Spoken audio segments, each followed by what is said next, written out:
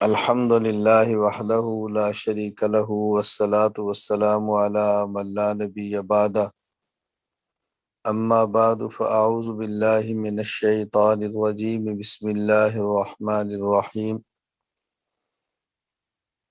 یا ایہا الذین آمنوا اجتنبوا کثیرا من الظن ان بعض الظن اسم ولا تجسسوا ولا یغتب بعضکم بعضا اللہم صلی علی محمد وعلی آل محمد کما صلیت علی ابراہیم وعلی آل ابراہیم انک حمید مجید اللہم بارک علی محمد وعلی آل محمد کما بارکت علی ابراہیم وعلی آل ابراہیم انک حمید مجید۔ اللہ تعالیٰ کی نعمتوں میں سے سب سے بڑی نعمت ایمان ہے۔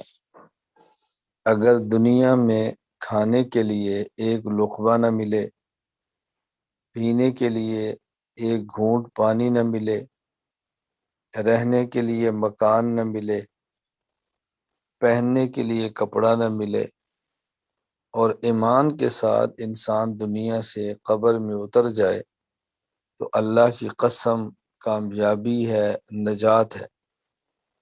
اور اگر کسی شخص کو دنیا میں 7 اقلیم کی حکومت مل جائے، پوری دنیا کی حکومت مل جائے، اور ایمان کے بغیر دنیا سے چلا جائے تو اللہ کی قسم یہ ناکامی ہے اور بہت بڑی ناکامی ہے۔ ایمان اللہ تعالیٰ کی بہت بڑی نعمت ہے، اللہ تعالیٰ میں اس کی قدر کرنے کی توفیق عطا فرمائے۔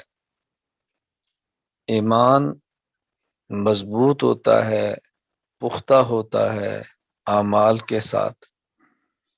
اعمال ٹھیک رکھیں، اعمال کا خیال رکھیں، کرنے والے کام کرتی رہیں، جو کام نہیں کرنے ان سے بچتی رہیں تو انشاءاللہ العزیز ایمان محفوظ رہے گا، کیونکہ ایمان کو محفوظ رکھنا بہت ضروری ہے۔ دیکھو، دنیا میں جو چیز جتنی قیمتی ہو اس کی حفاظت کی جگہ اتنی ہی، اس کے رکھنے کی جگہ اتنی ہی محفوظ ہوتی ہے جتنی وہ قیمتی ہو۔ اس کی حفاظت کی جاتی ہے، پہرا دیا جاتا ہے، سنبھالا جاتا ہے۔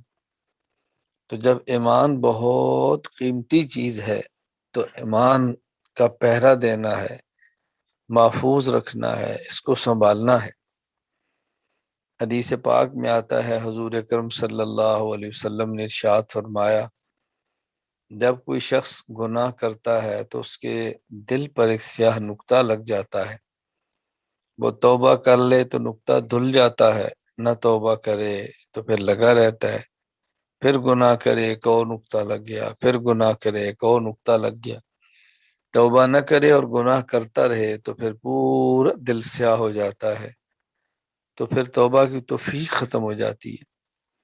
اللہ اکبر۔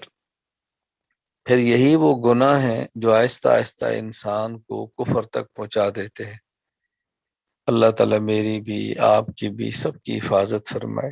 اللہ تعالیٰ گناہوں سے محفوظ رکھے، نیک اعمال کرنے کی توفیق عطا فرمائے۔